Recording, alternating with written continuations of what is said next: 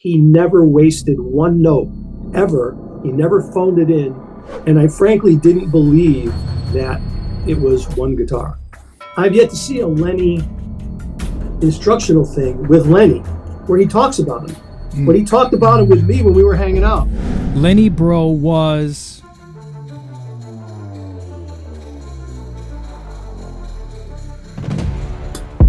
I'm really excited. I've been wanting to interview this person for some time now. My guest is someone who had a front row seat to probably one of the greatest guitar players who ever lived, at least in my opinion.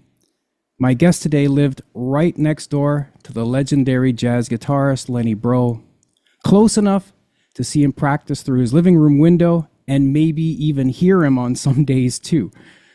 Not only was he Lenny's neighbor, but he was also a successful guitarist in his own right, and had a career that included tons of session work both in Maine and New York, and he is also has taught at Berklee College of Music.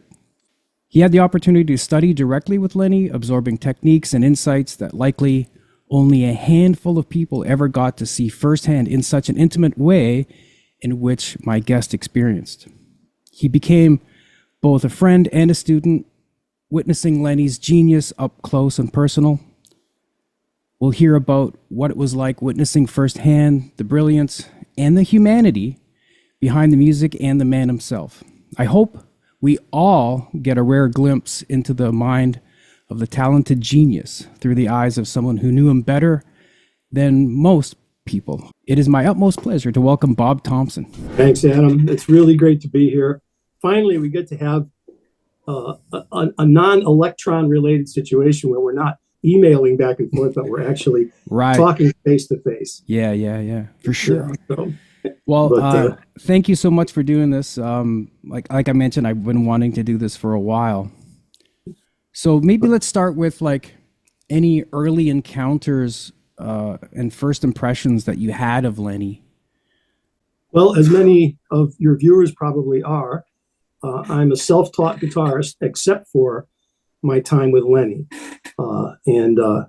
So, I grew up with the same influences as a lot of players did early on with Chet and Merle and those guys. And then, the Beatles, and then on to Jimmy and Jeff and all those guys. And then I discovered Wes Montgomery, and that opened the doors to the jazz thing. So a lot of transcribing and struggling, as I'm sure you've gone through in your early years.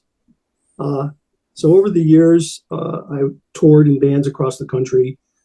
There was a scene called the show band circuit, which were these big supper clubs in hotels. And I played in a lot of those venues for several years, touring the country, and played in bands locally in the tri-state area of New York, Connecticut, Massachusetts, and that whole thing.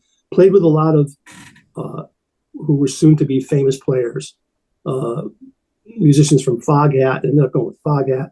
Vinnie Vincent from Kiss. Okay, yeah. For 2 years. The drummer from Johnny Winter, Black Oak, Arkansas, and through those relationships and others, became friends with a lot of people that played with Gino Vanelli, Santana, Frank Zappa. And so my dream was to be a session player. I wasn't really interested that much, and nor did it seem realistic for me to want to pursue, an arena band situation. So I wanted to do what Larry Carlton did, in essence. So that's what I strove for, to become a multi-stylistic player that was competent in all the styles that would give me good juju in the studio scene. Right. Which developed in Connecticut a little bit, New York to some degree. And then when I moved to Maine, I became the first call session guy for probably 15 or 20 years up here, and played on countless projects, which was such a blast. Why I came to Maine, I had friends that had lived here for many years, so I'd come up to vacation, and I did live here when I would get off the road. I'd rent a house on the ocean and practice, and then go back on the road again. But I moved back to Connecticut, and I was working in a music store, and a dear friend of mine and an amazing guitar player in his own right, Tom Macriello, brought in a cassette tape one day. And I had heard about Lenny, but the albums were very scarce, very difficult to find. Yeah. And if you didn't really hear them, then there was no reason to pursue listening to them because I didn't really know that much about him, only through this sort of undercurrent reputation. So he brought in a cassette one day and he said, "You're not going to believe this." He put it on and he fast forwarded to Bluesette on the Velvet Touch, which, as you know, is signature for Lenny's approach. Put it on and I listened to it. And it's the classic situation. You just want to basically cut your hands off, just such an amazing experience. And I frankly didn't believe that it was one guitar, even though it's a live recording. My suspicion was that they took the live tracks, went into the studio and overdubbed the chords. Right. So basically that was your, because I had a question later on, that was your holy crap moment, basically. That was more than a holy crap moment. That was an epiphany beyond epiphanies.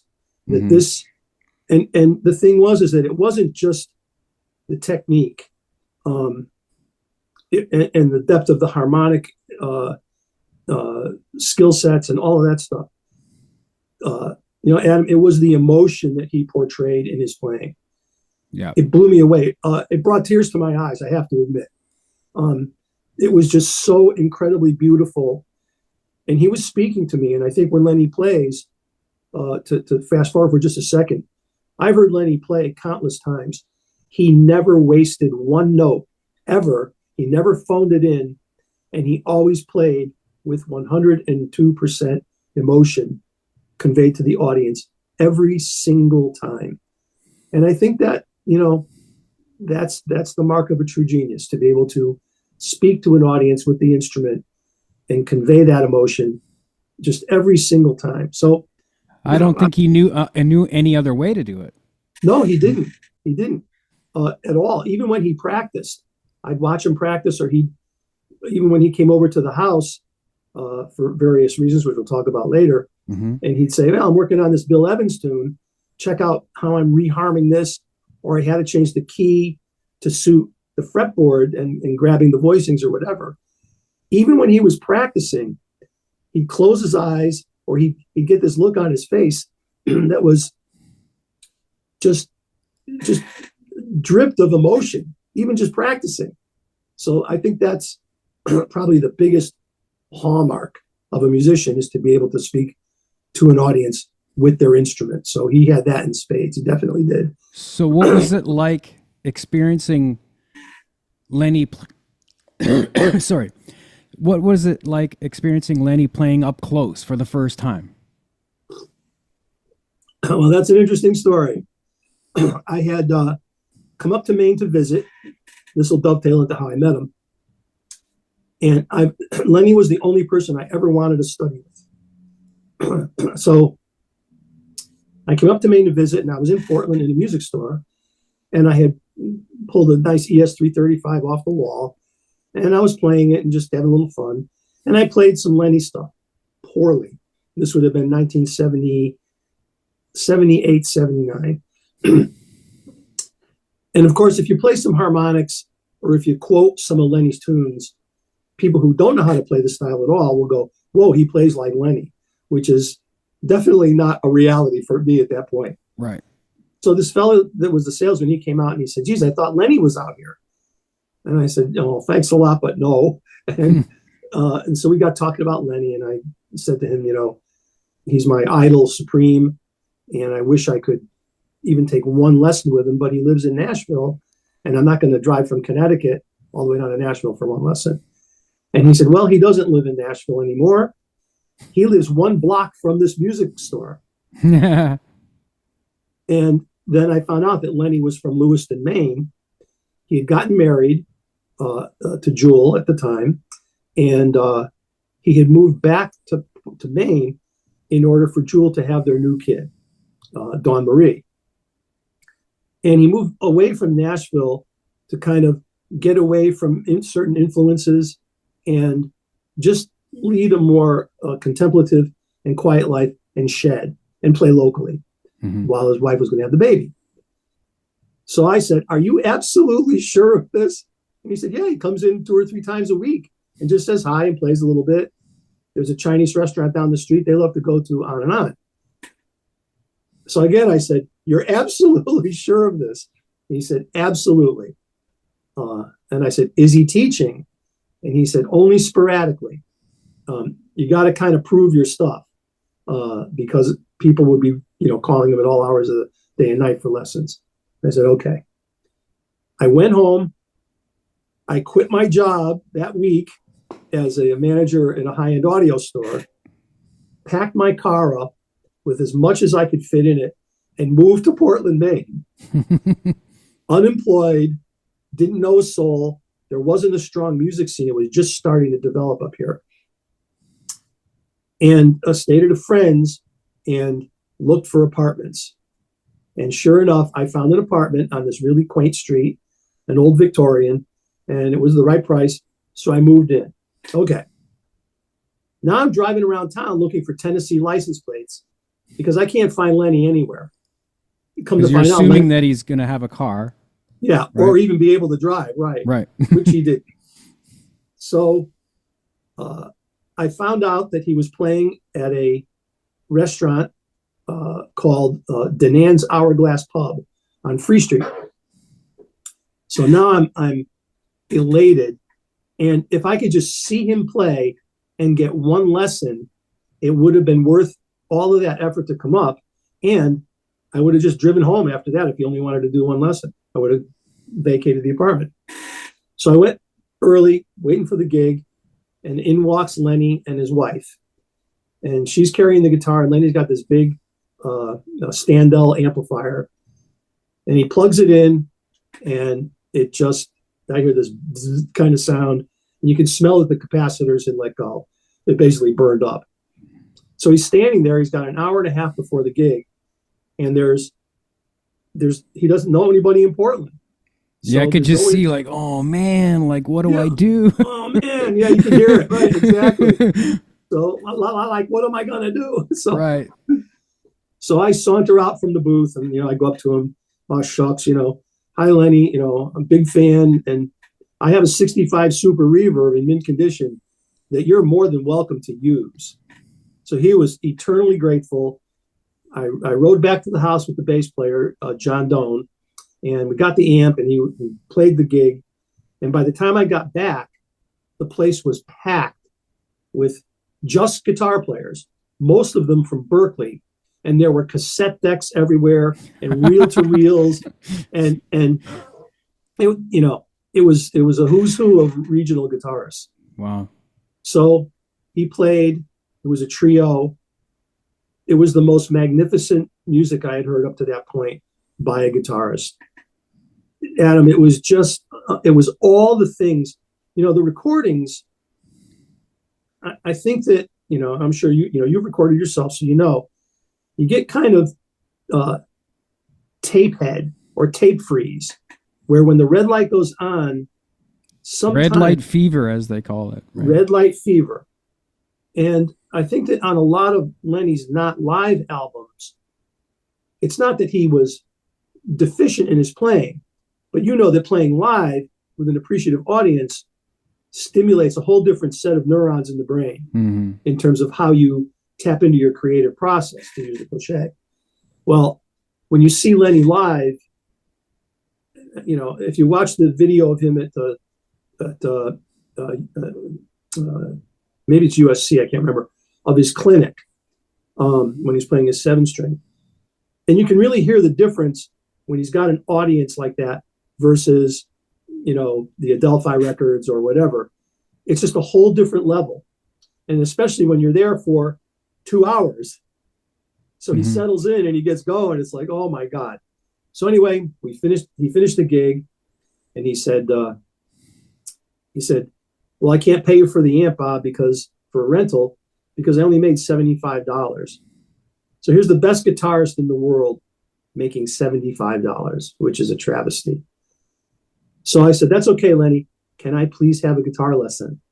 And he said, oh yeah, sure. I'll give you a call. Give me your number. There was it.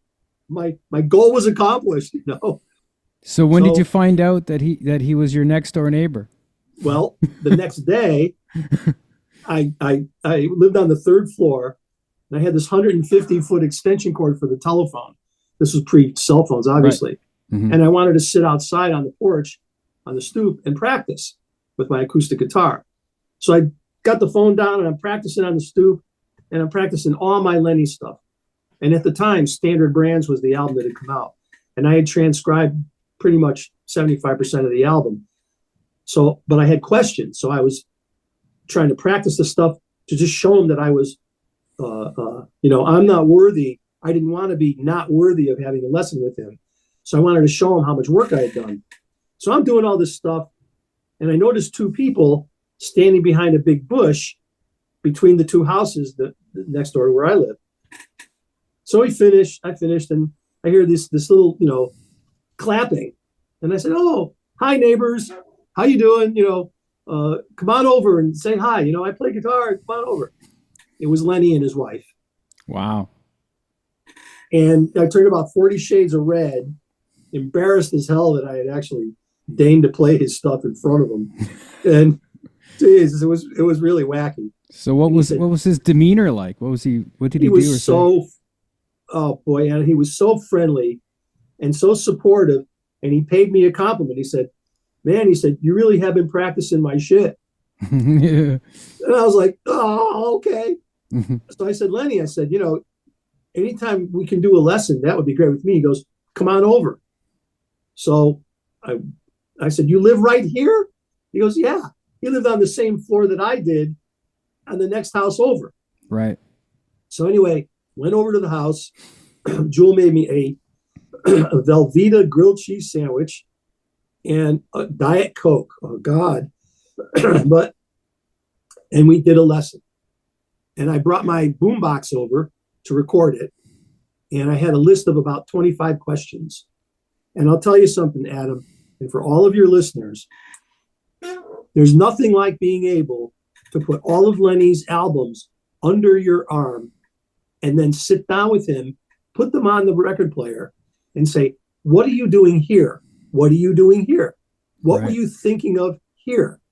And I was just writing this stuff down because I didn't know if I was ever going to get another lesson. So I was asking him about how he treated the small shapes on the lower strings.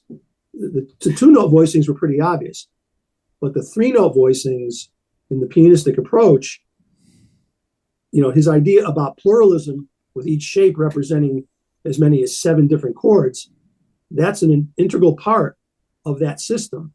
Yeah. And he had worked it out. It's basically left-hand piano, as you know. Mm-hmm. So I wasn't hip to how deep he had gone with that. So I said, "Wait a minute, what are you doing there?" And he goes, "Well, that's that minor 13 chord that Bill Evans always plays, and here's how you voice it." So he hipped me to the whole pluralism thing with that. So we did the lesson. Yeah, as long as you got a bass player, you can play a lot of different things to give the flavor of that chord. Boy, that's the truth. Yeah. And he said to me, the easiest way to do this is don't necessarily look at it from a diatonic harmony perspective. Right. He had 3 shapes that were primary in his approach to that pianistic style. And then there were maybe 3 or 4 others that were a little more rarefied, like a minor major 7 chord, a major 6 chord, 1-3-6, and a few others. But what he said was, here's the 3 chords that I use to represent virtually every single family of 7th chord that exists. So I'm not going to tell you what they all are because he wanted me to do the work. Yeah. He said, here's the 3 shapes. Go home and harmonize each of those shapes against all 12 notes of the chromatic scale. And then throw away the ones that suck and then play standards and blues using only these 3 shapes on either the 6-5-4 string set or the 5-4-3 string set. So that was my first sort of focal point for getting the style to talk in my own playing. And I wasn't really interested in playing like Lenny Breau because who can? That's beyond absurd. Exactly. Like, I mean, I'm sure you would appreciate this. one of my guitar heroes when I was a teenager was Eddie Van Halen. Mm-hmm. And he was kind of probably similar to Lenny. Like, why do you want to copy what I'm doing? Like, why don't you just do your own thing? Yep. You know what I mean? Like, so I always had that burned into my brain. Like, no, I don't want to sound exactly like anybody. I want to be me. Although the thing that people don't realize is you already sound like yourself anyway, but that's another whole story. It is. And it's funny. One of the ways that I practiced the style was, I loved Donald Fagen's Steely Dan, although the Fagen albums didn't come out until later. But I took stuff off of Asia and Gaucho and got reductionist about the harmony on the fretboard and played them with Lenny shapes. Cool. Which was a way to, to integrate the stuff using contemporary songs. So that was a blast to do.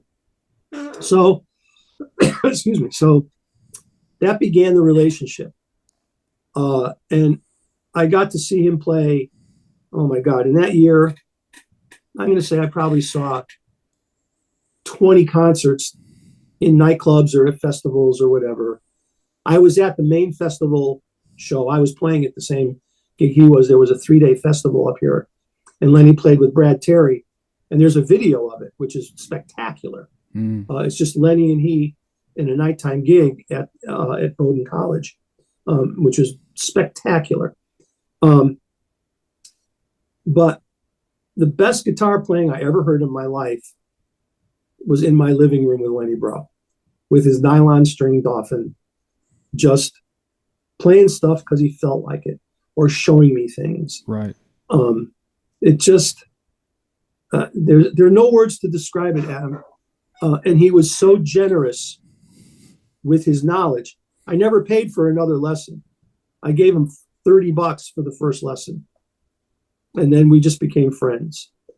And there's another side to that, which I'll get into in a minute. I hope I'm not. No. I was just going to kind of politely interrupt. And go for it. And because I had this question about how he taught, but you already sort of got into that territory. But it sounds like to me like he was a fantastic teacher, because if he didn't show you every tiny little thing and said, go figure this out, I'm going to show you the precursor to it, but then you do the exploration.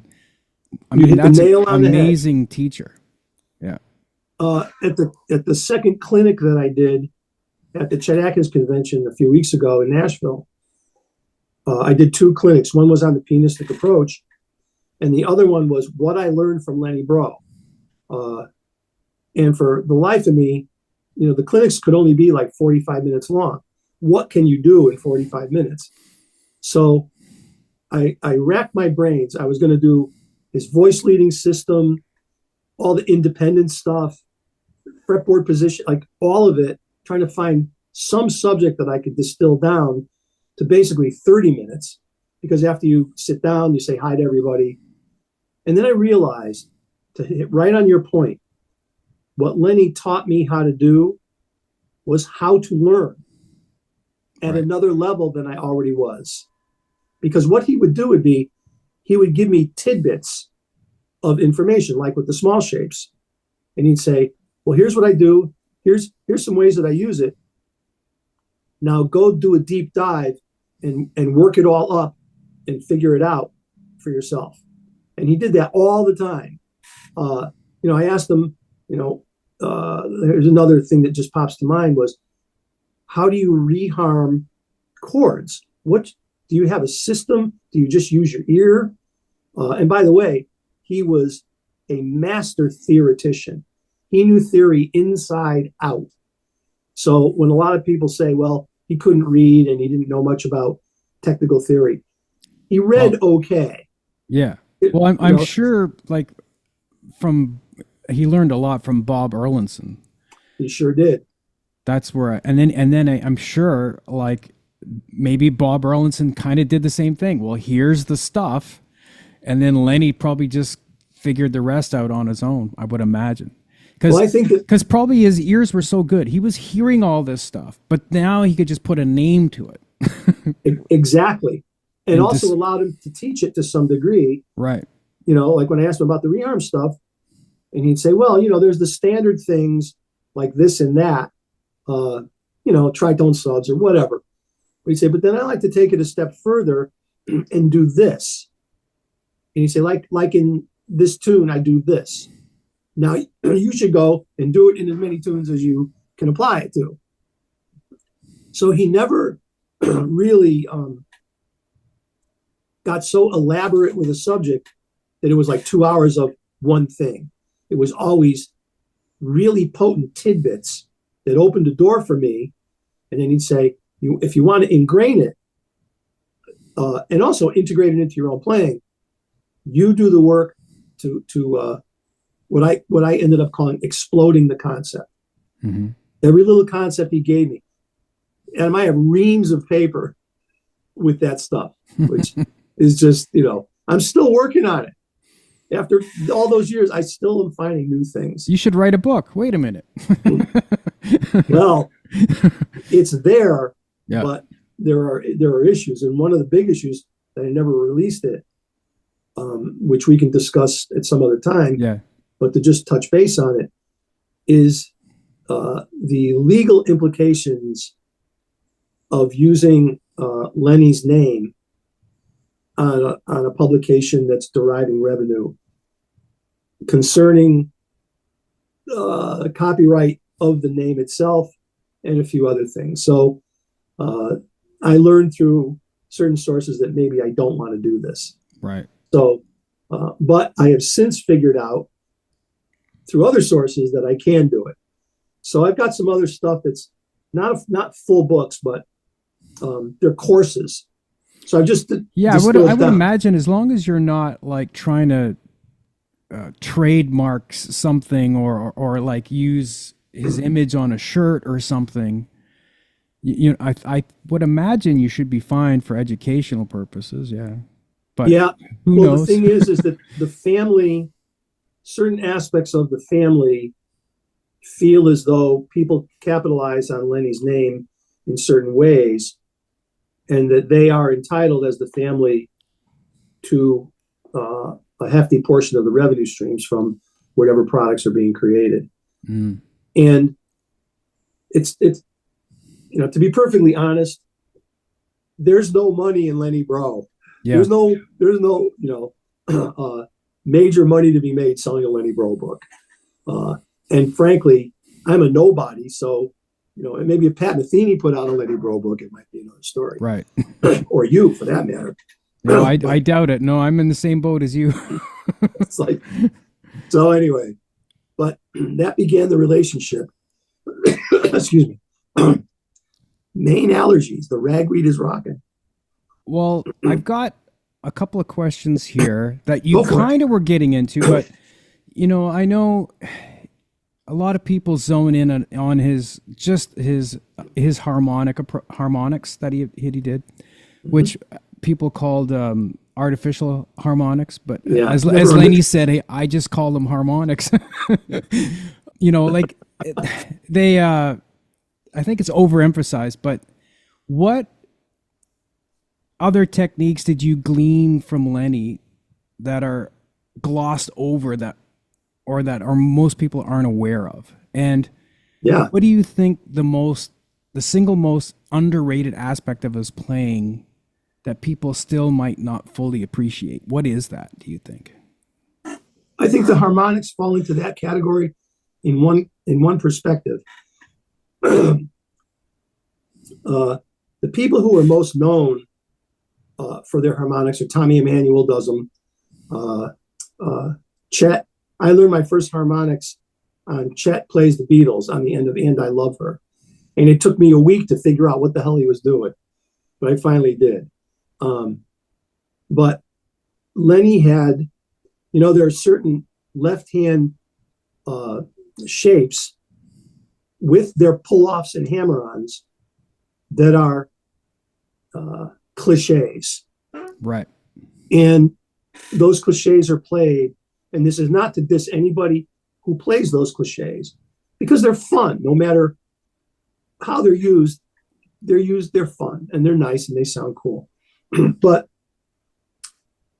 there's a way deeper level of the shapes that create very rich harmonic colors. All the altered stuff is in there. Yep. Diminished whole tone, all the melodic minor, diatonic textures. Yeah, he sat down and for hours and hours and hours. I don't think people realize to figure all that stuff out. No. And you have to combine that with the right-hand techniques, because the cascade, the standard cascade is only one, and that's what everybody does. But there's, the two note. There's the chords, yeah. Yeah, just and two notes across. Yeah. Split strings, 3-note voicings with, so if you have a 6-note voicing. Yeah, I don't know if I can still play it, but I used to do a Lenny type. If my hand was working, I'd have my guitar in my hands right now. Exactly. So like that's a. Yep. Not you got just it. Or with the hammer-ons, like you said. Right. And also another one, Adam, is when you do those little cluster chords, play the bass note first and let it ring, and then move on to the rest of the chord as harmonics. Yeah, so even if you're just hitting an E flat. So do something in E so that the low E bass open is ringing, and then do the rest of the chord as harmonics. But the low E bass has to ring through your harmonics. Yeah. So he had a whole bunch of voicings where he could play the bass note and then do the rest of the harmonics, whether they were clusters or cascades. Yeah. Here's another one. With me, like I'm already, like I was immediately thinking, okay, well, I don't want to repeat the root note, so I'm going to put the 9th there. So yeah, it all works. Yeah. So I'm sure, like it's all those little things like that that take a lot of time. He had a technique that's vexing as hell, and I'm so bummed. I can still do it when I get my left hand back a little bit. I'll send you a little video. But he would do this thing where bass note, no harmonic, a 2 or 3 note chord with the harmonic on the lowest string to create a cluster voicing, and the melody as a harmonic all at the same time. So he's getting 2 different harmonics at the same time? Yes. Wow. Like my brain is already blown already. Yeah. With that concept. So I think he does it on the clinic at USC. Oh, okay. I think that's the one where he's playing like a Yamaha amp or something, right? Yeah, he's got a little. The only reason why I noticed that amp is because I think I used to have an amp when I was a kid that was very similar to that one. I use that amp all the time at the University of Maine. So, so there was that. I think that his, for players that are not steeped in strong harmonic theory, his ability to create texture, color, emotive qualities, I just don't think. I mean, there's probably 2 or 3 other people that I am blown away by that do that. One is Ed Bickert, obviously. Ed Bickert he walks the same path. And they both respected each other's playing immensely, I'm sure. There's a guitarist that I'm pretty sure you might know in Brazil named Janil Castro. Right. And Janil has got a harmonic sensibility with harmonics. And of course, the other harmonics thing is playing a regular chord and putting a harmonic somewhere in the middle of the voicing to create a closed voicing. Janil has made an art form out of that.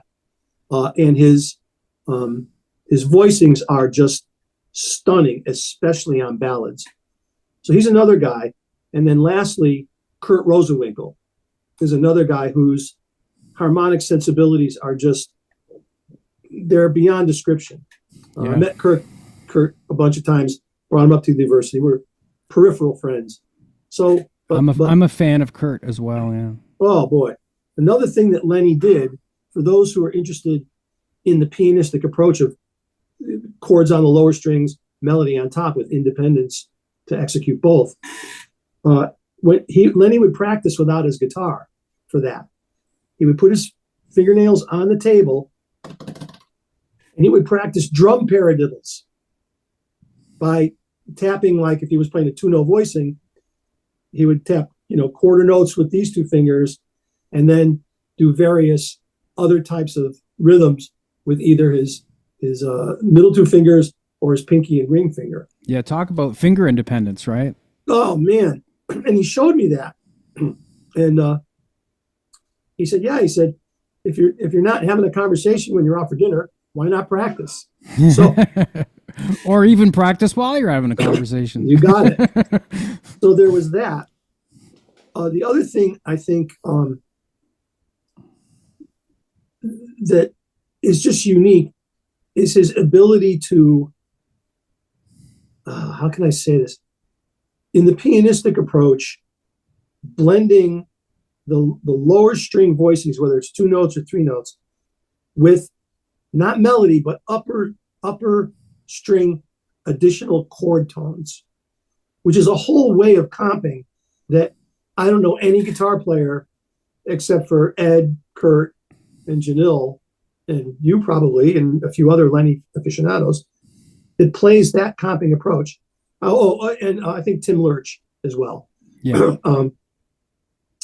But that's a really beautiful sound, those split string voicing. Two notes on the A, D string, skip two strings, play another note of the chord on the high E string. One person that definitely comes to mind is Lauren Lofsky. He does that. Oh, geez. Yeah. Another one. Yeah. And there's a fellow at Berkeley. All the names run together in my head.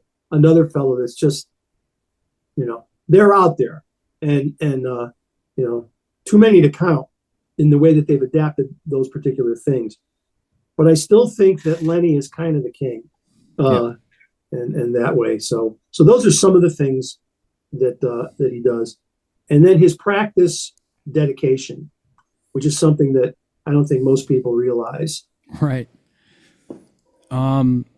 Yeah, well, I guess you just answered, like I said, I told you how you're going to answer my questions probably anyway. But maybe we can move into just more like about Lenny, not necessarily his playing, because I'm sure there's a lot of people that would like to know like what he was like and all that stuff. Oh yeah. Like what was he like away from the guitar, if you ever saw him away from the guitar? Because I know you guys would sometimes hang out and there wasn't any music being played. Your guys were just hanging and talking, right? Yeah.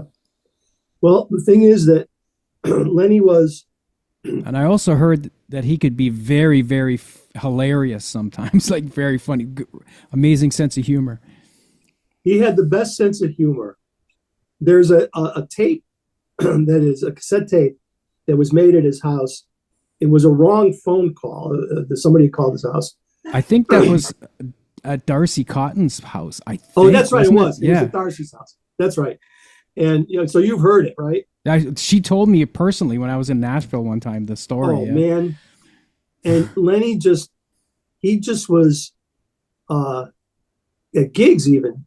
He would tell jokes sometimes off color. He has a concert in 1976 at Orono, at the University of Maine in Orono. My friend Mike produced it, and he tells a couple of off-color jokes.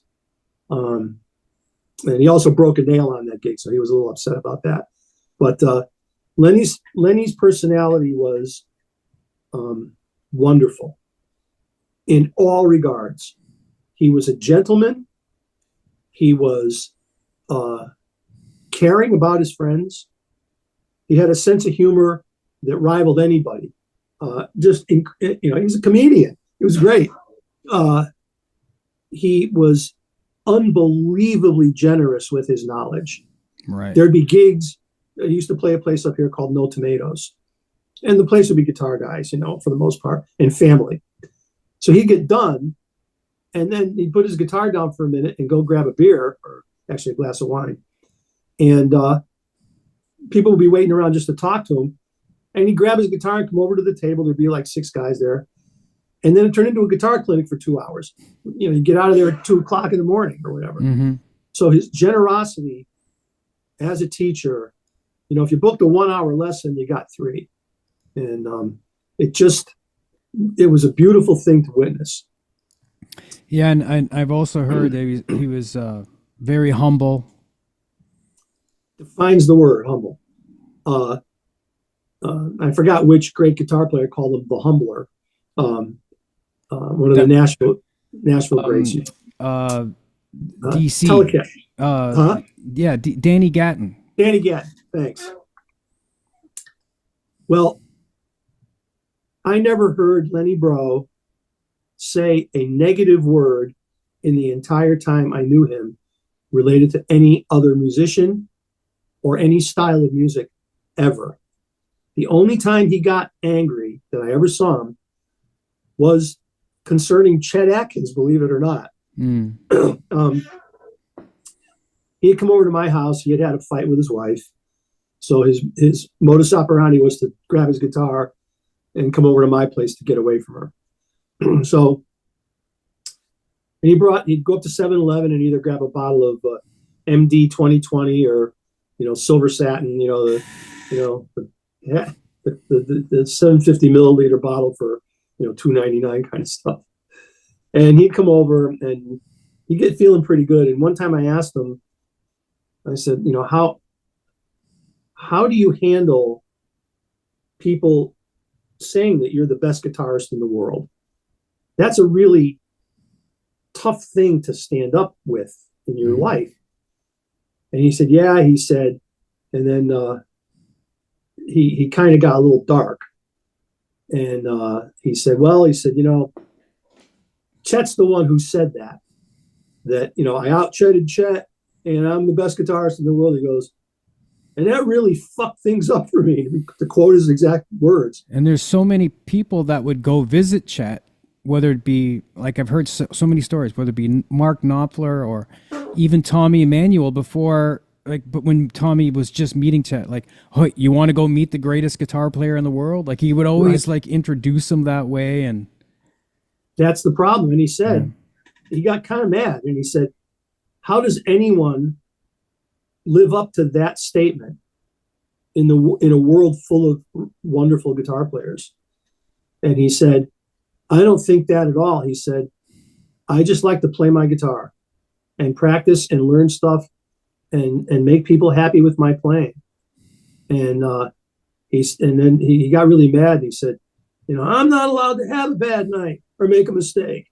And when I make a mistake, it's like, oh, Lenny's not happening. He says, I hate that shit. He says, I just as soon stay home and practice than deal with that. If I'm having a bad night and I get negativity thrown on me and stuff, he says, it's just not fair, man. And it's a good thing that Lenny isn't around, like social media wasn't around then, because that would just have amplified it.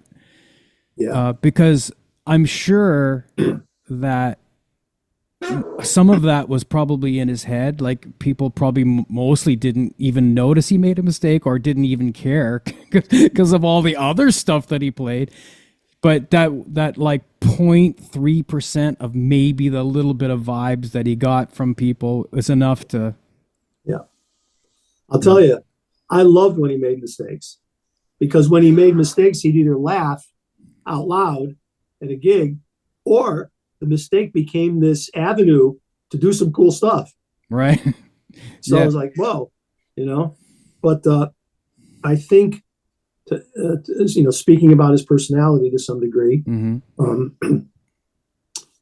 I think Lenny the curse for Lenny was that he did have this reputation as being an amazing player, and he really had a hard time with success. I can't get into Jules' head, but there was a lot of pressure from Jewel for Lenny to be successful so they could live a normal, financially stable life. Yeah, because I from what I understand, a lot of the pressure coming from her is like, wait a minute, Chet says you're the greatest guitar player in the world. Why are we like practically starving to death? Like, yeah. Yeah. And so like, not only is he feeling pressure from the outside world, but then he's got that at home, probably. Who knows? 24/7. Yeah. And plus, they had a baby. Mm-hmm. And I watched in the year that he lived next door to me. I watched him go from being, and we don't need to, to dwell on the ultra negatives, but just to give you a little insight, across that year, I watched him go from being all lovey-dovey, walking to the restaurant that they would go to arm in arm, and she was, really pregnant, and oh, Jewel, honey, and oh, Lenny, baby, and all that stuff. I was pretty good friends with Jewel too. To within 6 months, it was the polar opposite, to the point where he actually had to escape the house. Yeah, I've heard stories from a mutual friend that we both have, Stephen D. Anderson, that is no longer with us, but he would tell me stories, the same thing, which she'd become banging on the door because they lived together at one point. Yep. I think they had to take a court order out on the apartment. So that's right. Yeah. But anyway, but like you said, not to dwell too long on it, but they reconciled initially, and so then they moved to California, and of course the rest is history. But could you imagine? I have a hard enough time playing in front of my friends that are good players. I always get nervous, and it's like, oh no, I'm going to have to play in front of these guys, and they're all there to support me. Geez, but it's like the tape. The red light syndrome. It's like the tape is on. Well, it's happened before to me. Yeah, I was playing in Toronto, and then all of a sudden I look up, and there's Ed Bickert. Ed Bickert is standing there. Yikes! and then he was kind of like already not playing at that point, and it was just like there was a club called the Rex, and they would put on a party every year just for the musicians to come in, and it'd be a jam session. And wow. And I just got done playing, and then I look up, and then like he's just standing there, and I'm like, ooh. And then I went over to talk to him, and he goes, I liked most of what you played. That's a good compliment. No, I told Lauren Lofsky that, and he goes, "That's amazing that you got that much of a compliment," because Lauren Lofsky played with him a lot, and we're on tour in Europe somewhere, and in the car one day he goes, "Yeah, it was some mighty fine picking there you were doing the other night," and that was like a huge compliment because he would never compliment anybody about anything, right? So we care so much about delivering our skill sets at the highest level to communicate with our audiences. Yeah. My first encounter with a insanely great guitar player, I was 17 years old, and I lived in Waterbury, Connecticut, and I played with Joe DiOrio, and that was as frightening as it would ever be. Another one of my favorite musicians, let alone guitar players of all time. Yeah. Oh, well, for another time, but an older jazz guy had taken me under his wing when he'd see me downtown with my guitar, and his name was Fred Lembo. He's still around, great bebop player, and he felt that I had some potential. So he'd tell me things about the scene and what I should be doing and all that. Never any lessons, but just good philosophical and musical stuff. Just advice. And he was close. Yeah. He helped me a lot. The one thing that he always stressed, and then Joe nailed it, was Doesn't matter how much theory you learn, you better know how to swing or you're toast. Yeah, better feel good. You better feel good, and you better damn well be able to play blues at a high level before you even embark on standards. Get the blues forms down and kick some ass with them. And, chords, lines, the whole 9 yards. And then bring that over to all the standards. Yeah. That's it. Yeah. So Fred was good friends with Joe, and Joe was home from Florida. He had been playing with Ira Sullivan, and was home to visit his mom. So Fred called up Joe and said, "Hey, let's get together. And I've got this young guitar guy that really wants to meet you." I never said that, but I guess he felt that it would be a good thing for me. Mm-hmm. So we went over to Joe's house, and we ended up playing. And I said, "Joe, I can't play a jazz standard, not very well." And he said, "That's all right. Let's play like impressions or, some, D minor 7 sus chord thing, jam, whatever." So I got to haul out all my Hendrix and my Jeff Beck and all that stuff. And the same thing, he goes, "You're going to do well." He said, "You're going to do well." He said, "Just keep practicing." But and coming up from someone like that means a lot. It really did. Yeah. But to go to the final point on this, could you imagine Lenny when he went out to California? I don't remember which club it was. Probably Dante's. It might have been Dante's, where the audience is Larry Carlton, George Benson, Pat Metheny. Like, if you dropped a bomb, you would have killed every great guitar player in the world. And Lenny playing solo. How do you do that? And I think, again, I'm not a psychiatrist or a psychologist, but I did know enough about Lenny to know that kind of pressure bothered me, and to some degree. And I think that was his downfall, was that he just was a simple guy who wanted to play his damn guitar. Yeah, and I think we've had this. We mentioned this when we had a conversation before. Is that's what my impression always was as well. But then I've had other people tell me, "Oh no, Lenny was never bothered by anything ever." I don't think he was bothered by the prowess of the other players. I think he was just the pressure of having to perform well. Yeah. Every time. And also just the scene itself. Lenny was not his life skills were not really strong. Right. And I think when life got energized around him in certain ways, his escape was substances. And I saw that firsthand a few times up here, where as life got pressurized, his escape was his escape, and that's what he did. And I think that eventually was why he sort of lost his career in California, was because he became a liability to book, where he had it by the balls for a long time. Because I what I understood about that last move to LA was him cleaning up and kind of getting things straight, and things were looking really good. The future was looking really good. Yep. And Phil Upchurch, a lot of people don't know this, but Phil Upchurch had a lot to do with helping Lenny out in his LA environment. Yeah. There's even an album with Lenny and Phil, most people don't know about. And I talked to Phil at length at one of the NAMM shows back in the day.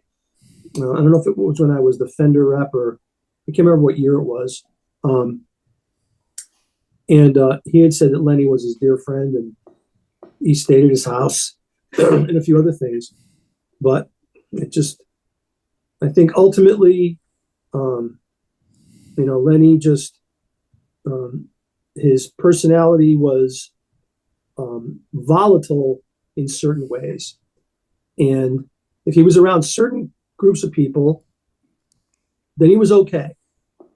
And then when he was around other groups of people, or if he didn't have a group of people that were supportive of him, then the demons kind of took over. And Yeah, so, because of that childlike sort of nature that he had, I'm sure he could be talked into things that weren't maybe in his best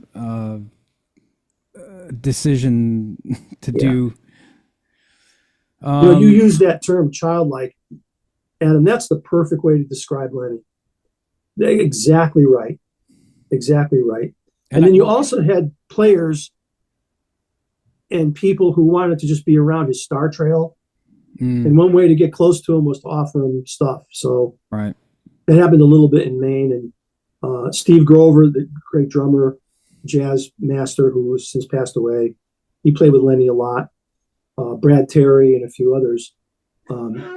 We tried very hard to keep those people away from him. And we succeeded for the most part. And his family too.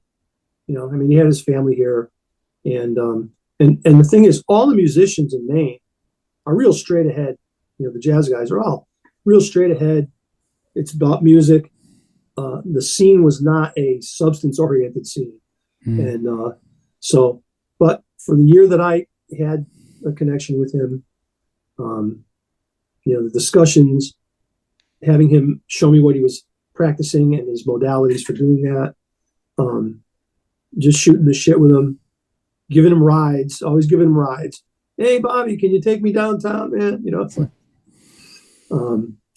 yeah. And he always wanted to go for an Italian sandwich. There's a classic Italian sandwich style here in Maine. And you have to call it an Italian. And it's coming from, the New York, Connecticut area.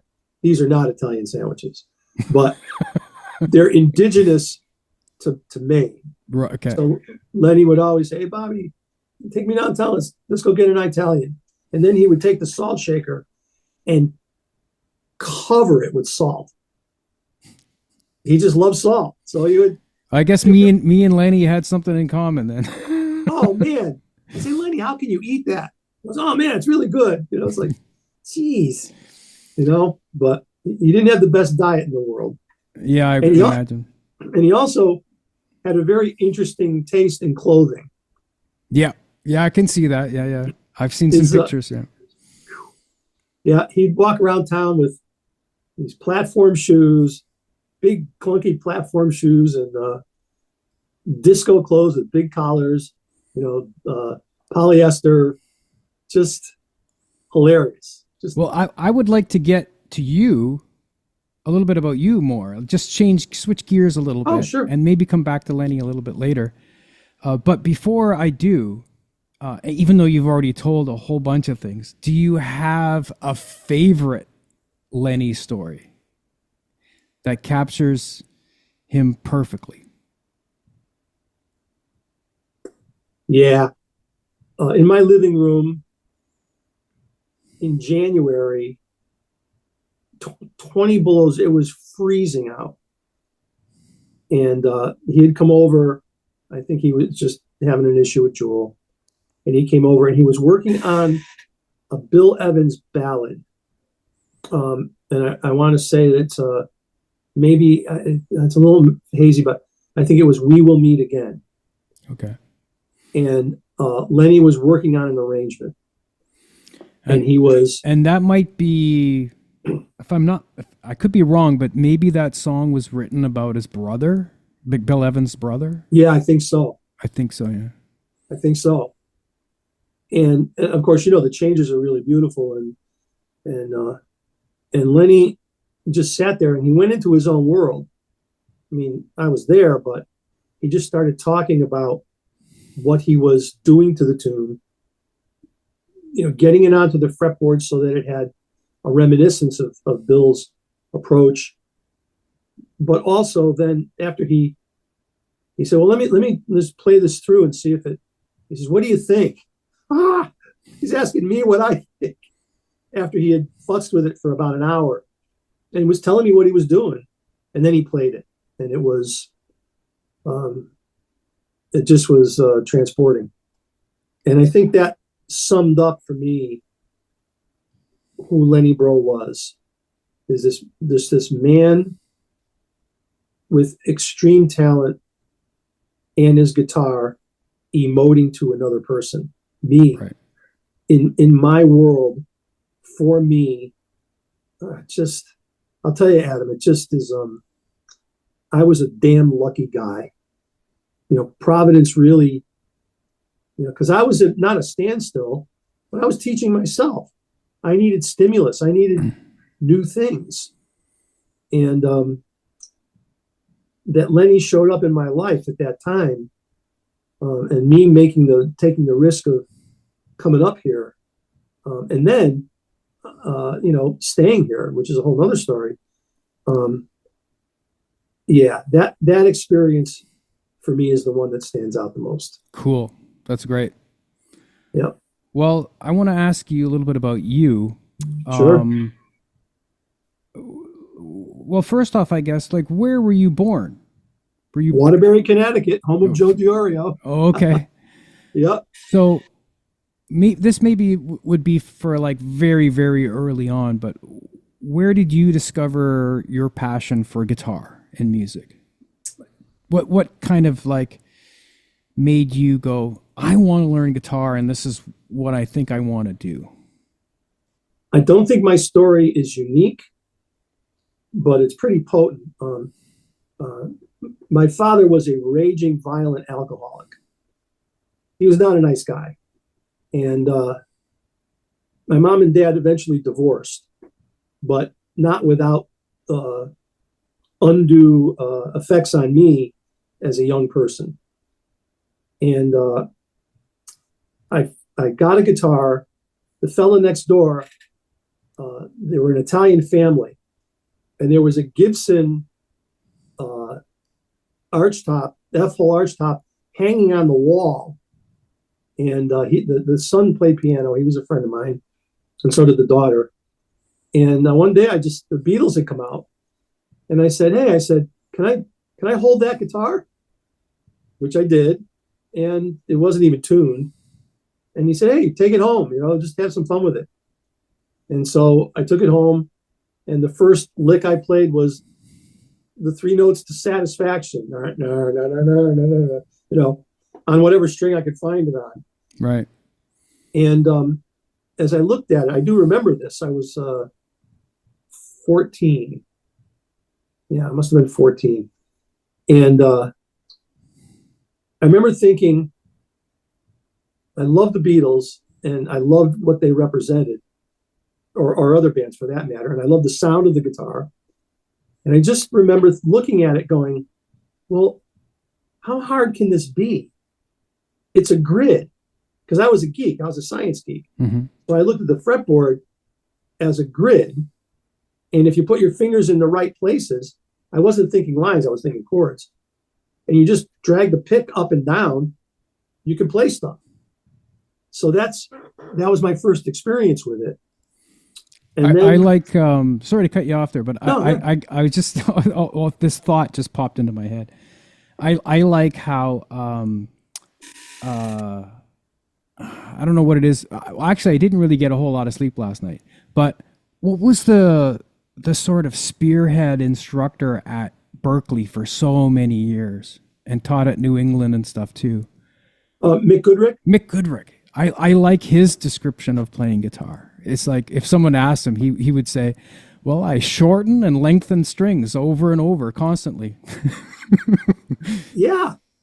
Yeah. And if you think about it, it's like, yeah, you're right. That's, but hopefully you're choosing the right length of the string at the right time. At the right time and with the right emotional input, Right. Yeah. Yeah. Well, I finally got the guitar tuned. And the action wasn't bad on it. So, but my mom had no money. And so, and she was taking care of myself and my sister. So I wanted to learn Beatles songs. So I made up a sheet of paper with grids on it, guitar grids, maybe 5 frets, and a whole bunch of them. And then I would go to the local department store, Bradley's, and they had a turnstile with sheet music. And they'd have Beatles songs. So I would take a piece of the sheet music out because it was like 95 cents or whatever.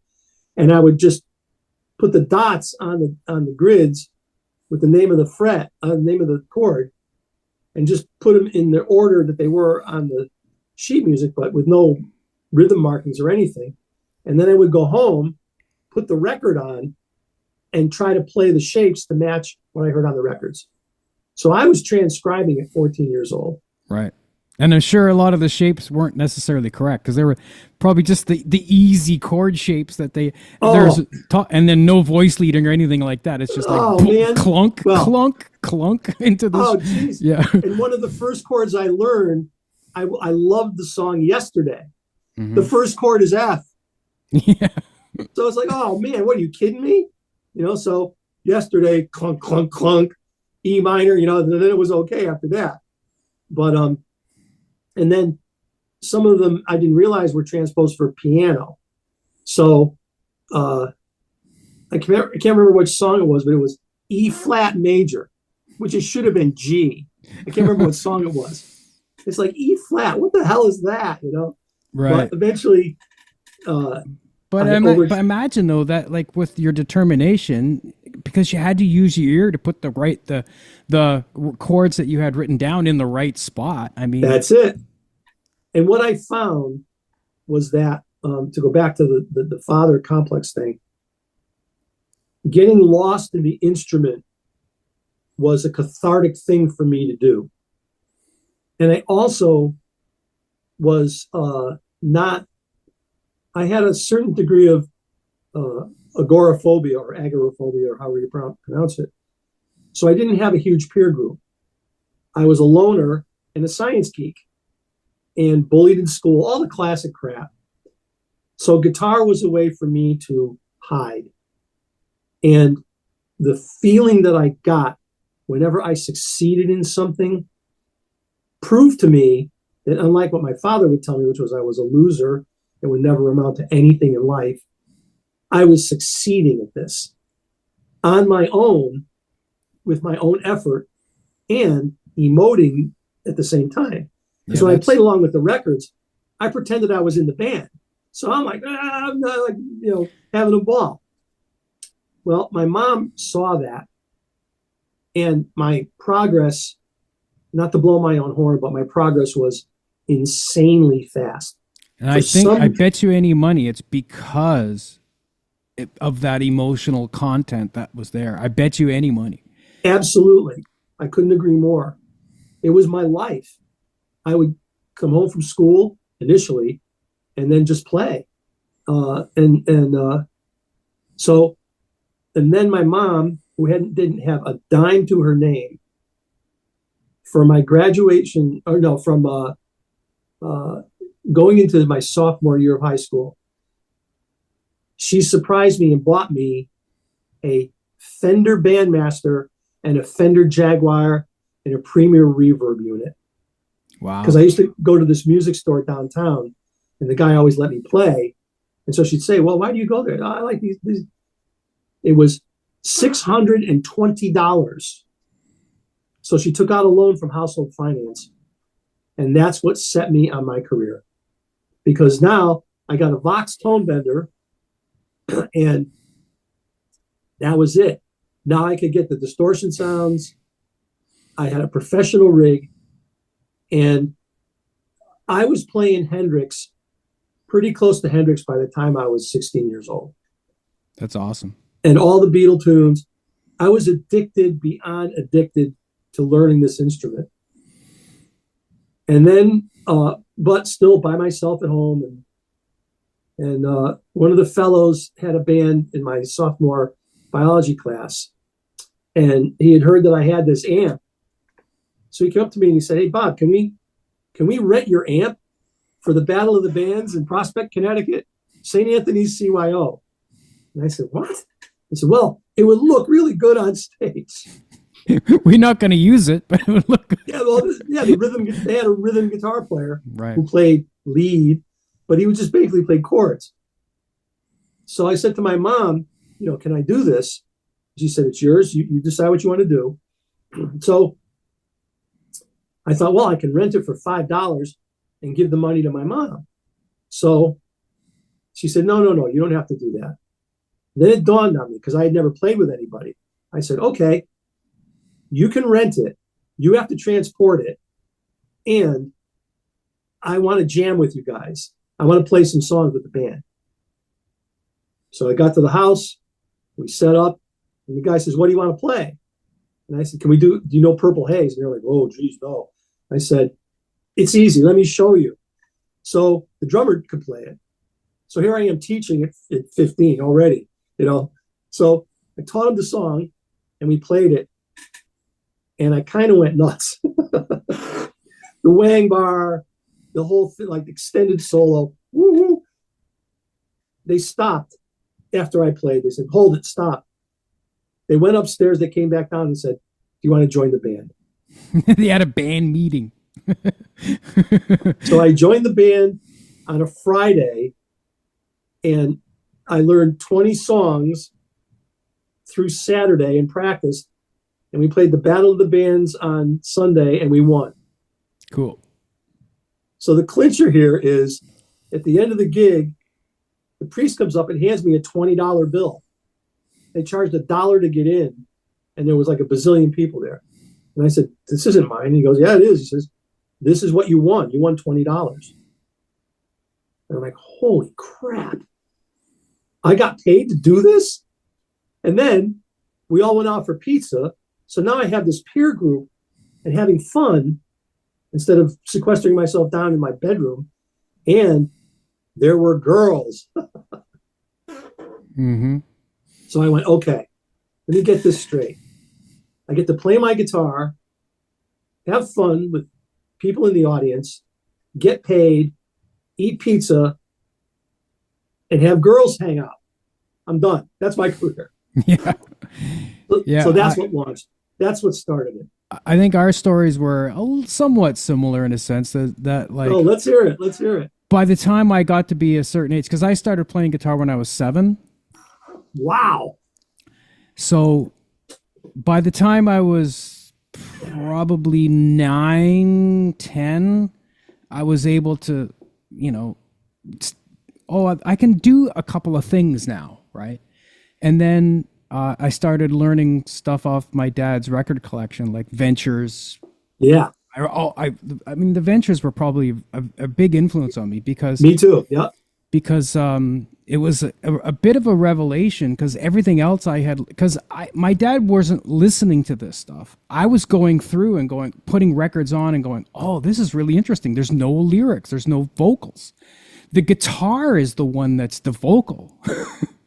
That's right. And it's like, wow, that's cool. So I would sit down and learn this stuff. Sleepwalk. Yeah. All that stuff. And then by the time I was 11, I remember marching into my parents' bedroom one morning, excited. I said, I've made up my mind. That's it. I'm going to be a professional musician.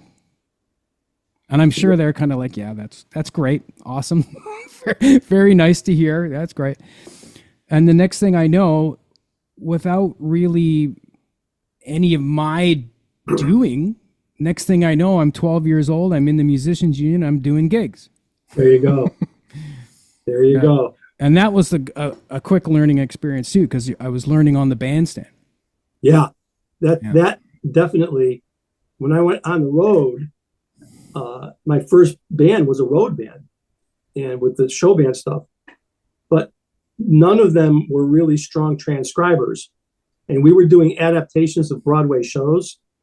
So I was transcribing orchestral parts for just a big rhythm section, and they could never quite get, like if it was a 13 chord, the keyboard player would hear a 6 chord.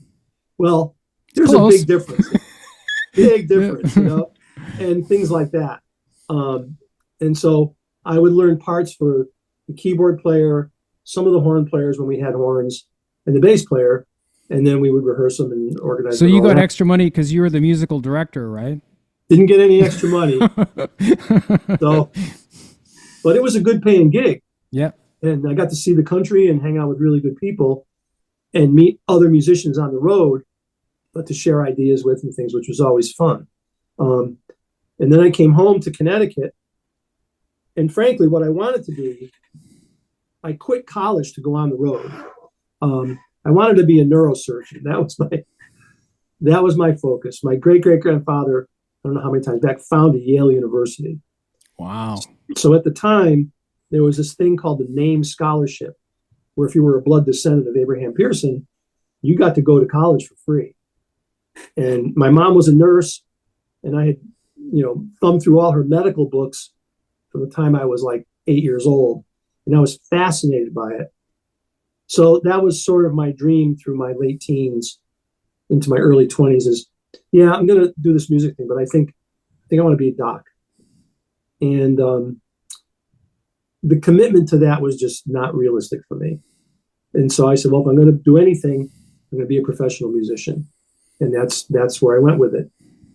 But in Connecticut, the idea was I played in some really popular bands in the tri-state area. But where the money was and where the real creativity was, because if you're in a band, you're not being creative. You're a jukebox, basically. But if I was a session musician, then I could contribute to all kinds of different styles and projects. So that's what I focused on for most of my career, right? Was doing that. And I had a very strong opportunity to hook up in New York with some friends that were doing that, and also in LA. So I would have been a bi-coastal kind of thing. And what years was this, like, that you were coming to New York? That would have been the mid-'70s. Okay. So that would have been like probably before, that would have been before Will Lee was in the sessions and stuff, right? Yeah. And what I was primarily looking at were jingle houses. There's a big jingle house on Broadway that had like 8 studios. I can't remember the name of it. And I had 2 friends that worked there, and as players, and they said, "Bob, you should. Geez, you got to figure this out. You got to get closer to New York." And then I did some session work for a few artists in New York, and gigged a lot in that region, and met a lot of the musicians. And the same thing, some of my friends had migrated to LA and had become not dominant players in the studio scene, but they were working. And so that's the way you get in, is by knowing people. So that's what I wanted to do. And then I found Lenny, and I said, you know what? I'm going to move to Maine. And for the first 3 months of living in Maine, other than Lenny, it was a freaking nightmare. I didn't know anybody. I ran out of money. It was very depressing. And then all of a sudden, I got a gig. I got a band gig, a music store gig, and started teaching. Mm-hmm. So from that point, that would have been 79, 80. And once the word got out that this guitar guy had moved up from Connecticut that really had his shit together, all of a sudden, other bands wanted me to play with them. So I actually was moonlighting with other bands too. But I ended up, there was a robust session work gig for me in the 3 studios that were up here. So I worked in the studio at least 3 times a week for 12 years. I don't know anybody else that's done that. And, especially in that area, right? I mean, LA would be a different story. I mean, you could do 5 sessions in a day if your body could handle it. Right.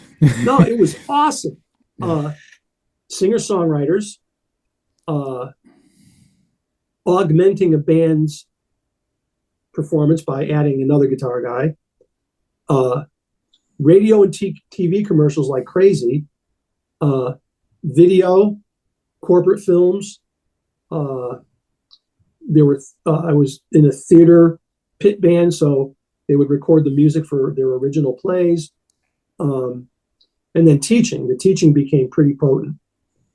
But I also had recording technical experience.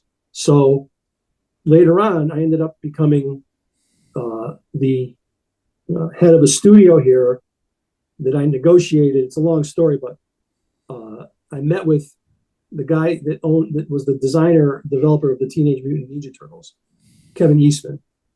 And he wanted a recording studio in his bevy of businesses to do animation soundtracks and original music. So I negotiated that. We got a consolidated all the studios into one big studio here.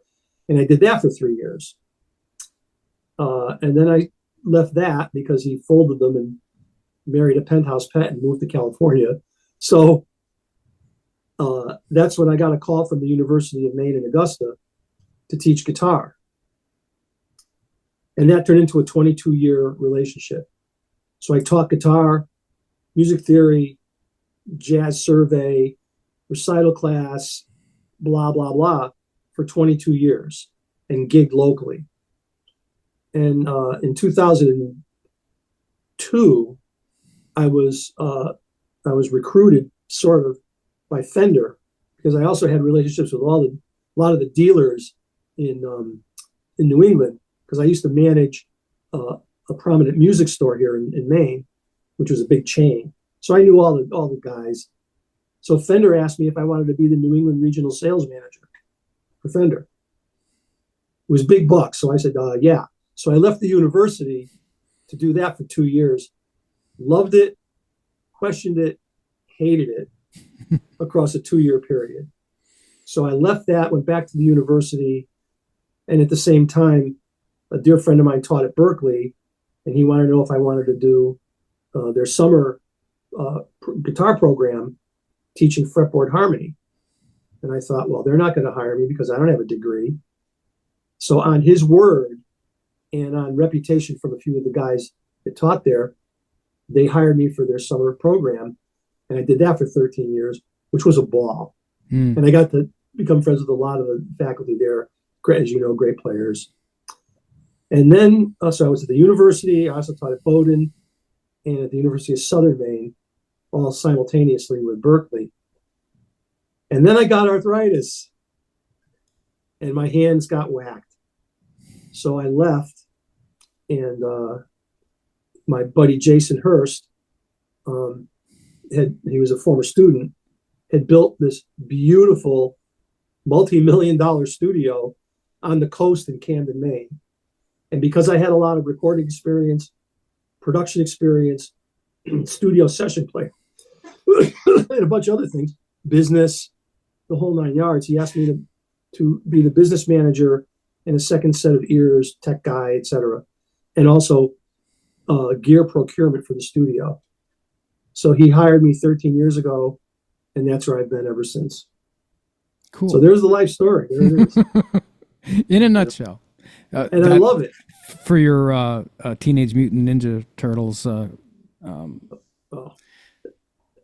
there. That was a very weird gig. Maybe I've got some rapid fire questions for you coming up at the end, but maybe just a couple more questions regarding Lenny. Yeah. Let me see here. Maybe let's make these ones more short answers. Yep. From your perspective, what was it about Lenny that inspired such a deep respect from other guitarists, in your opinion? You mean other non-famous players, just in general, or like? Let's say more like the upper echelon guitar players. Well, I think all I can do is paraphrase what I said earlier. The stuff that inspired me. I mean, you could probably ask yourself the same question. You know that feeling when you heard Lenny. It touched every single aspect of your musicality, didn't it? Mm-hmm. And not only that, but he's doing so much while he's doing all that. That's the mind-blowing thing. Oh, I know. And the thing is that any player, I mean, I know lots of absolutely stellar players, and they're all in love with Lenny, you know? And that inspiration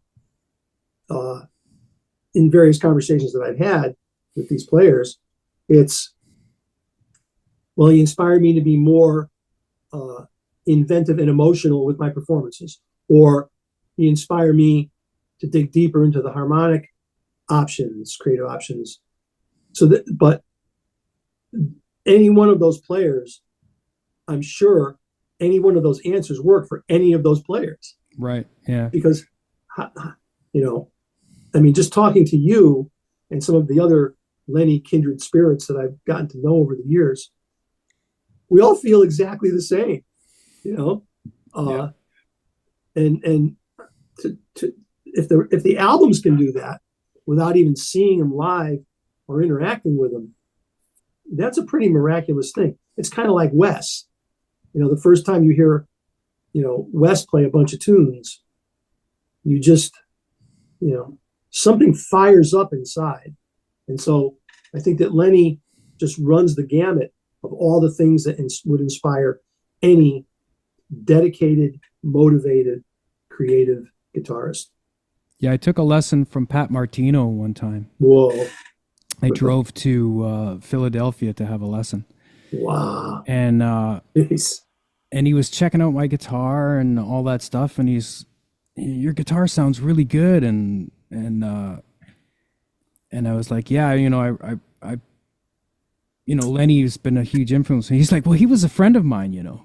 Yeah. And I'm like, I know. Yeah. But you have the picture, right? Yeah, exactly. Of Lenny just looking at him when he's playing, right? It's so funny. Are there any misconceptions about Lenny as a player or a person that you'd like to clear up to the public, maybe? Yes. There's one big one. Okay. Lenny was not a falling down, totally screwed up substance abuser. It tends to be the type of conversation that happens, and you see it a lot on the web, in the various forums or whatever. Yeah, he was really, you know, screwed up. No, he wasn't. He had episodes. In the year that I was with him, I could count on one hand when I saw him having problems.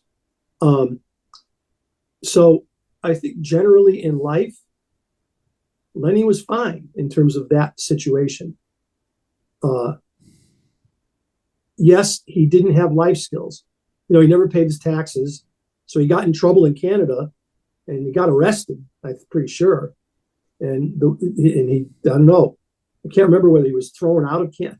It's a story that I think he wasn't supposed to come back, but he managed to make it work later on anyway, somehow. I don't know. Yeah, he did pay, somebody paid for him or something. I don't know. Maybe, yeah. But he just didn't, you know, I'm surprised he could tie his own shoes half the time. But life skills aside, Lenny was not during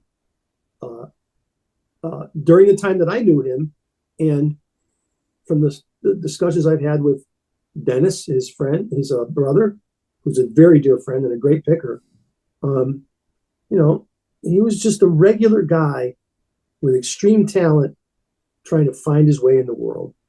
And you couldn't be that good if you were screwed up all the time. Right. That's, you know, that might be what caused some of the issues, is that that's all he wanted to do is play guitar all day. Sure. You could make an argument for that, but then there's always two sides to the coin, right? That's right. So you probably brought up a good point.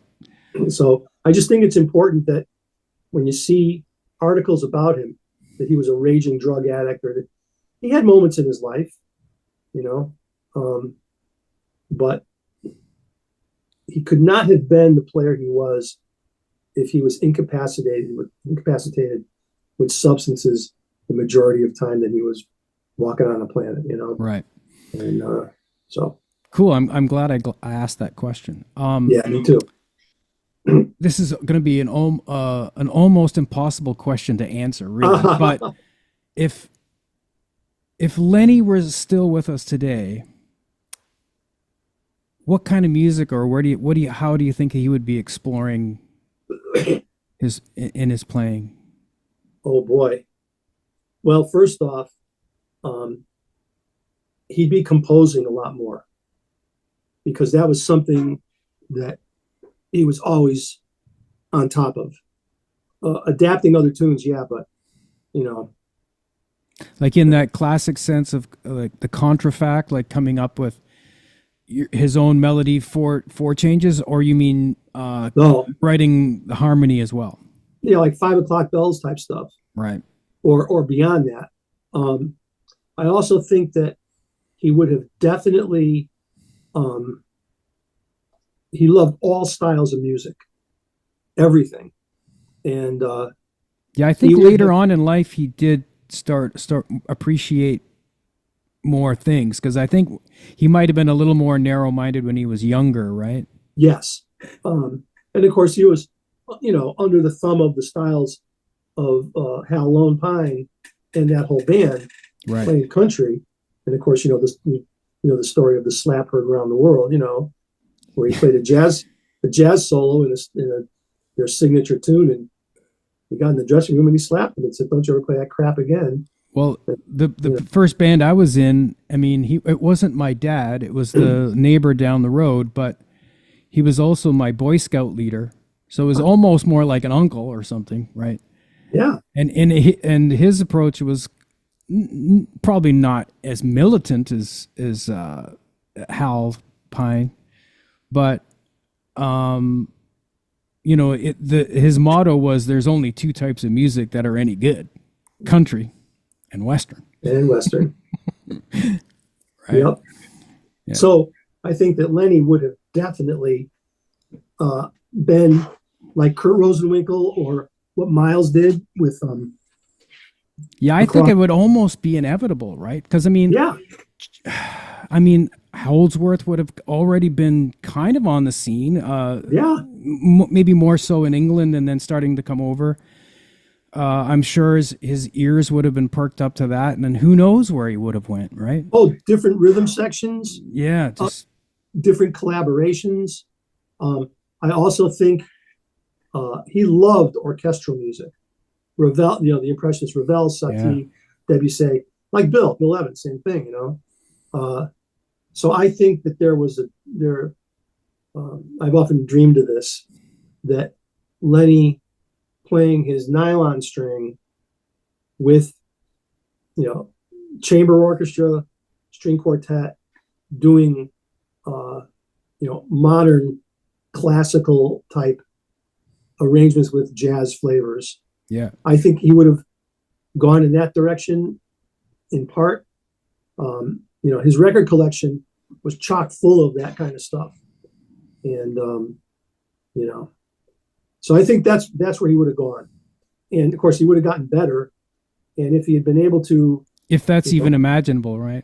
oh, I know. Well, that's the thing, 10-string guitar. Yeah. So I also think that had he been able to stay straight consistently and handle his success, he would have become the king statesman of teaching. He would have been doing clinics all over the world, the cruises, those sorts of things.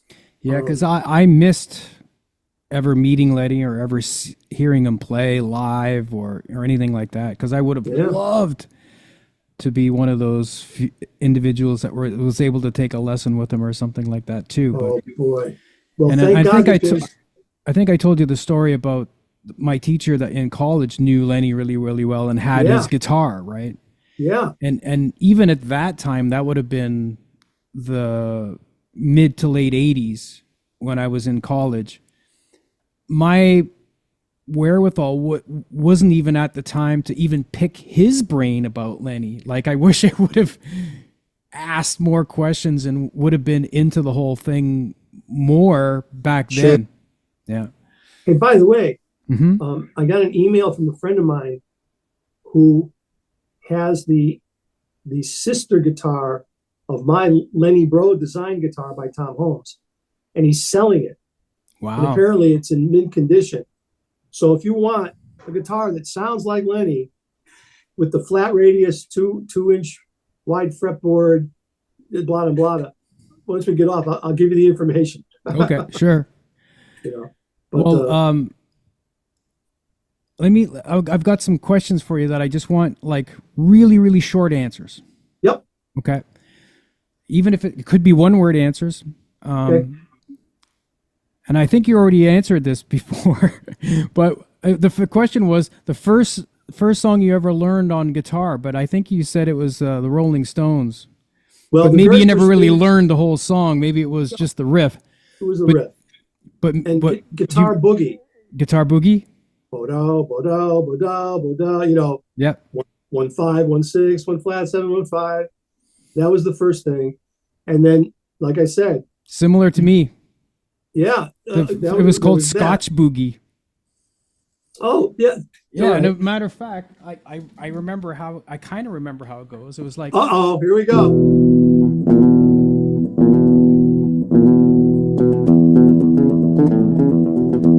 Oh, that's a lot more pick intensive than, oh, that's good. I was about 10 or 11 when I learned that. Yeah. I like that lick.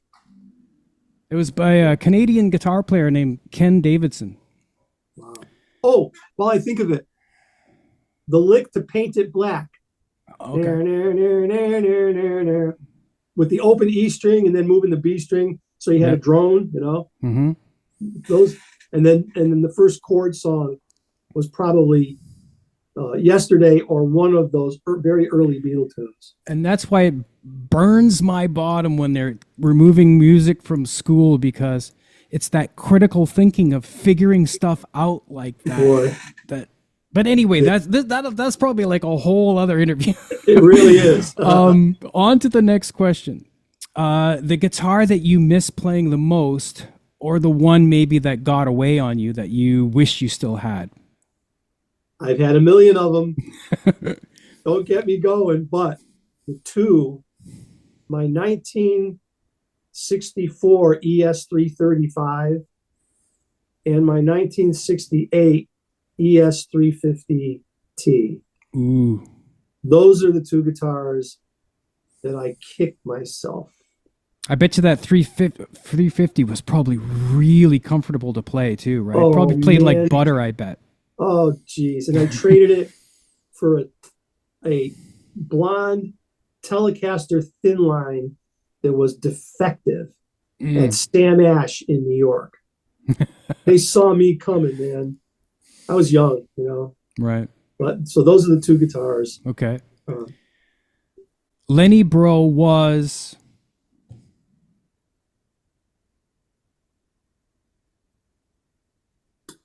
a genius and in some ways my savior. Awesome answer. A guitarist everyone should listen to besides Lenny? Ed Bickert and Kurt Rosenwinkel.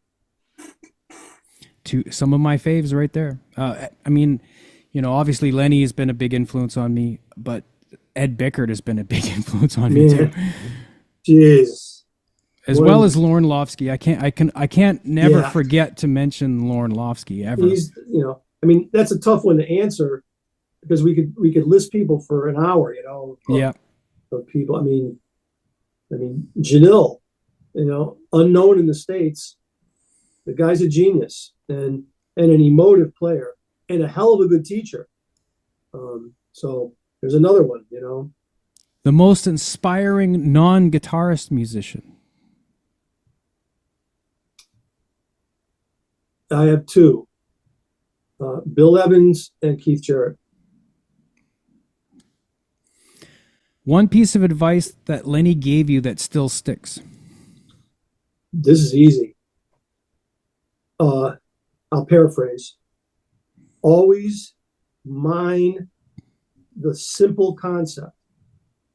So in other words, I'll just briefly say, when I did my clinic at the Chet Atkins thing, I took a minor 7 flat 5 chord, a D minor 7 flat 5.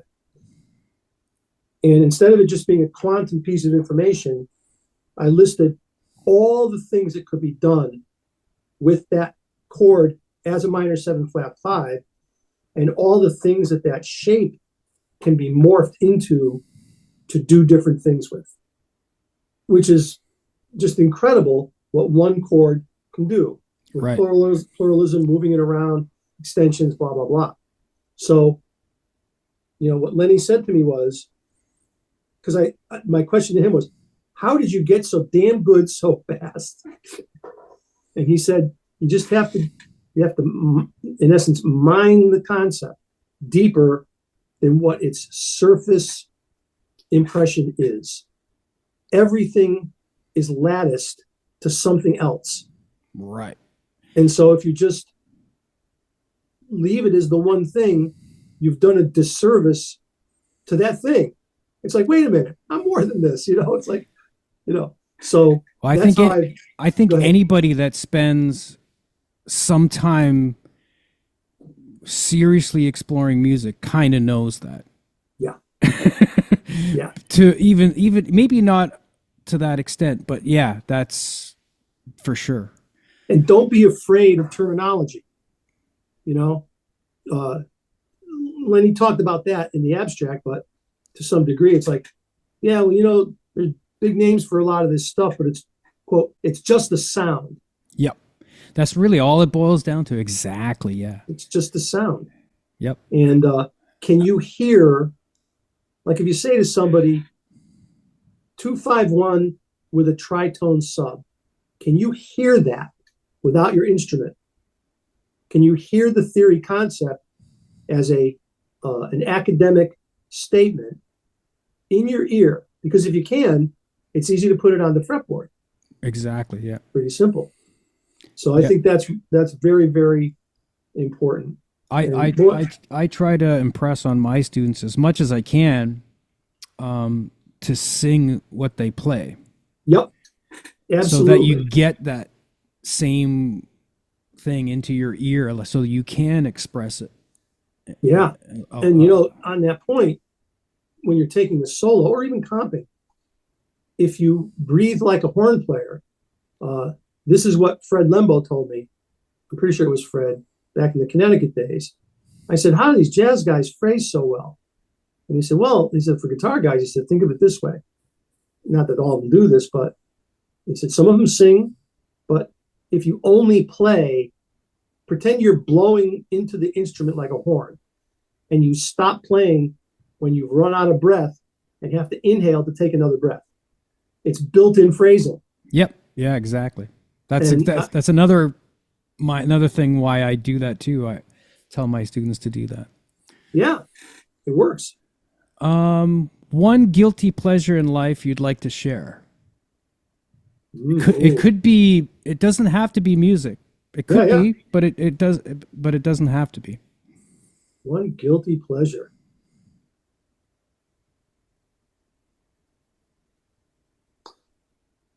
I don't know if it's guilty or not, but it's a simple thing because I'm kind of a pretty simple guy in a lot of ways. Is walking on the beach with Mary Jane. Sounds good to me. That fills my heart more than anything, I've been with her for 42 years. That's something to be said right there alone. She completes me. She's taking care of me now in great ways with this immobility thing I'm dealing with, and she's amazing. And so my maybe guilty because I'm not sure that lots of other people have the same type of relationship as I have with MJ, but I hope everybody does. I didn't tell you that, but I'm interviewing her next. She's kidding. Working right now. I'm just kidding. Let's see. What's your go-to comfort food that's from Maine? Is it an Italian?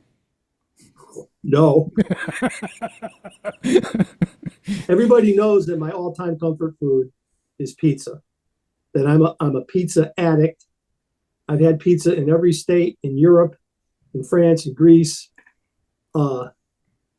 Unfortunately, Maine doesn't have true New Haven or New York pie, sadly. Right.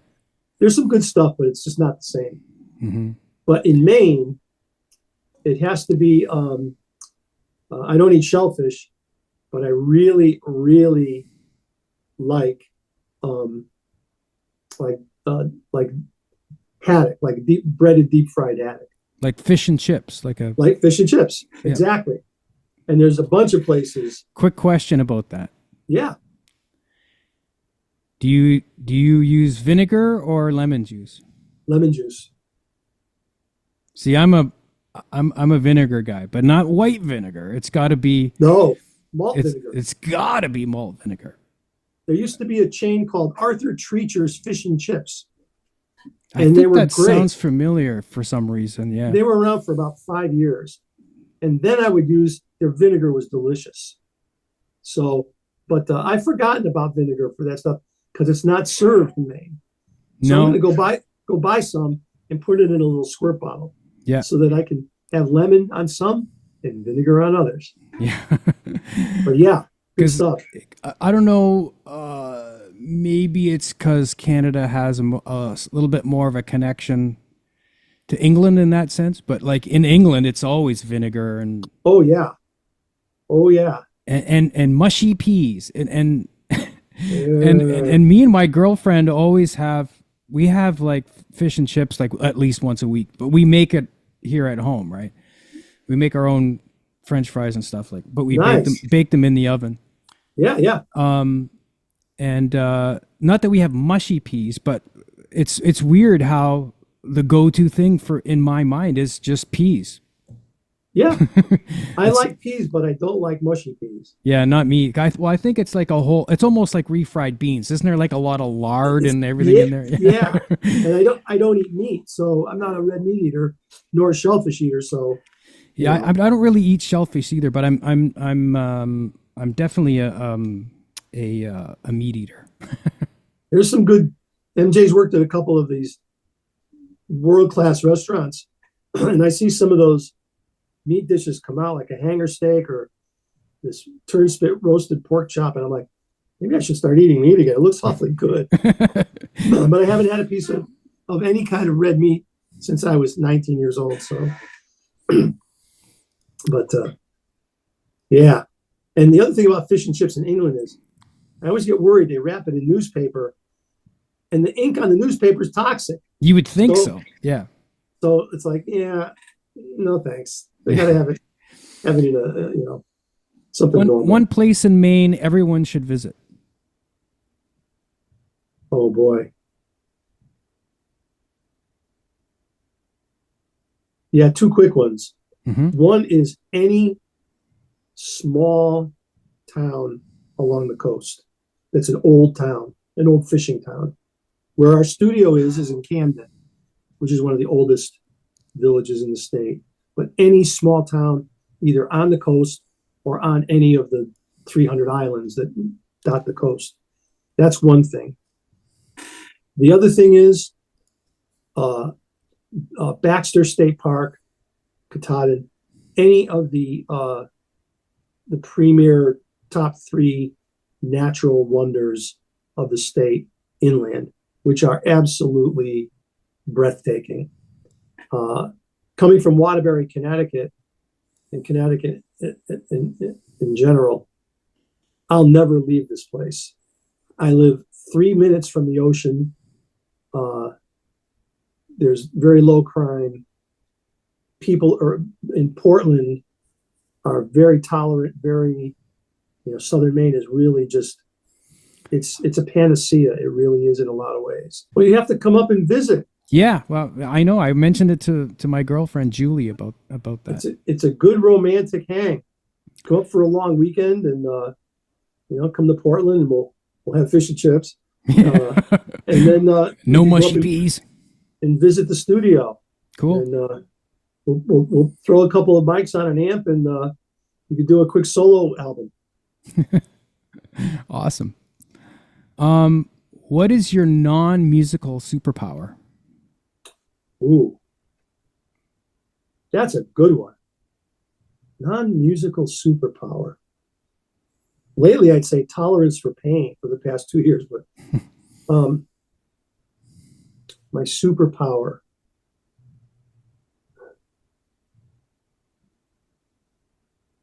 I would have to say that it is holding close my massive collection of incredible friends. Cool. Which is just, I don't even understand how I could have so many friends. It's just, especially when you felt so alienated when you were younger, I would imagine, right? It's the It's the antithesis of what I was as a kid. Yeah. Yeah, because I think, and I kind of forgot to finish about us having similar stories, but because I would do the same thing. I would try to cut school if I could to come home, play guitar, or Oh yeah. as soon as I came home from school, I would play guitar like for hours and hours and Yep. hours, and it was my own world. And I think my dad, even one time, I caught him telling other adults that it was like Linus from Peanuts, that the guitar was my security blanket. Yep. Oh, I got nabbed for truancy in my junior year. I didn't go to school for 22 days in a row. I would pretend to get on the bus to go to school. My mom would go to work. I'd come back to the house. I would play until 5 o'clock, go back out and pretend I was getting off the bus. And You so naughty boy, you. Oh man. Well, And I bet you your mother wasn't very happy when she found out. she was, well, it was a mixed thing. She said, look, I understand that this music thing is driving you and it's going to be your career and all that. But she said, if you don't go to school, I'm going to get in trouble. So that got me back. Right. The truant officer showed up at the house and he knocked on the little badge and the little shirt with the epaulets on it and the little notebook. And he says, are you Bob Thompson? I said, yeah. He said, well, I'm the truant officer. I said, oh, come on in. So he's looking around and he's, checking it out. He probably figures out, this is back in the hippie days. So it's like, he must be doing drugs or something, I said, let me show you what I'm doing here. So I brought him in. I had my, the record player, the records, and all my guitar notes and grids and my amp set up and all that crap. And he said, geez, he said, Bob, he goes, that's great. He goes, my nephew plays guitar and we got talking. He said, look, this is great, but you have to go to school because your mother will get in trouble. So I said, okay. What? So the next day I go to school. I'm in second period math class, and in walks the vice principal and the football coach in case there was trouble. Thompson, come with us. Go to the office. You've been truant for like 20x days. You're suspended. Get out. So I got suspended for 2 weeks. Awesome. I can go back home and play guitar legally now. Now I can work on that solo, West Montgomery solo in Caravan, which is what I was doing. Right. Okay, one last question that I always ask just about every interview I do. Okay. What does technique mean to you pertaining to music and guitar? It's an essential component. Excuse me. It's an essential component of playing, obviously. It shouldn't supersede any other aspect of performance. And I think that it's a double-edged sword because technique itself is not music. Technique is a means to an end, and you expand it based upon what you hear that you want to express. So if for instance, if speed is a quest unto itself, I think that's a detriment. If speed is a requirement, for instance, in terms of transcribing a solo, well, maybe you need to shed some scale patterns or arpeggio patterns or whatever with a metronome and to build the speed in order to get it to happen with your solo that you're transcribing. But to favor technique over all the other important components, I think, has actually become a standard for contemporary rock players for the most part. And I think that that's a sad thing because it dilutes the authenticity of the entire scope of playing. Harmony, melody, rhythm, dynamics, articulation, and all of that stuff. So it's essential, but it's not the end all be all. I totally see where you're coming from, but in some ways, I'm going to push back on you a little bit here. Yeah. because I have a different view of what technique is. Sure, technique can fall under like how well you execute something, how fast you can play, sure. But to me, ultimate technique means to get out of the way and have whatever you want to play from your head come out. To Totally me, that's agree. all technique really is, as far as I'm concerned. No, I guess maybe I wasn't clear enough. Yeah, absolutely 100%. Right. Absolutely. Boy, Adam, that should be, written in stone in some big monument somewhere so every player can embrace that. Right. Spot on. Yep. Yeah. And, I have to say, we've been talking about me. You epitomize that in your instructional videos. I think that I get really bored looking at most instructional videos online because there's an absence of just the things that rock my world anyway. Mm-hmm.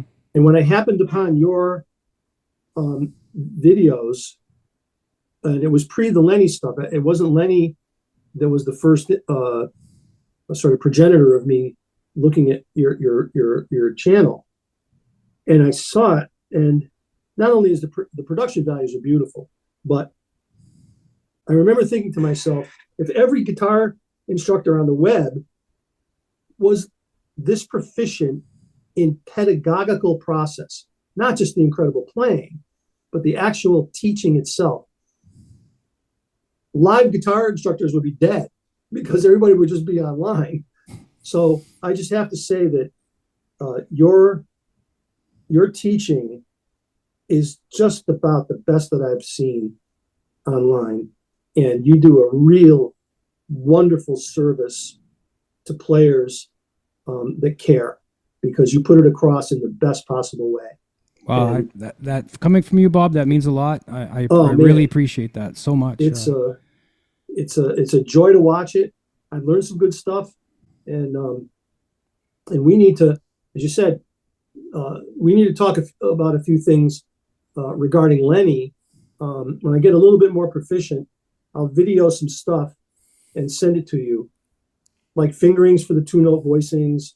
There's a whole bunch of things that tend to be, they're not really considered important initially when you're learning the Lenny style, the pianistic thing, but they're really essential to get the nuances. And I've yet to see a Lenny instructional thing with Lenny where he talks about him. But he talked about him with me when we were hanging out. So we'll have to get together sometime to do that. Sure. Be wicked fun. Well, thank you, Bob. I don't want to take up any more of your time. This was a blast, Adam. I really appreciate that you agreed to do this, and I really hope that we get to hang in person sometime soon. Yeah, it'd be a lot of fun. And and if my hands can get a little bit better, we can play a little bit. It would be kind of fun. Awesome. So all right, buddy. Take care. Thank you so much. It was an honor. Awesome. All right. Talk to you soon, buddy.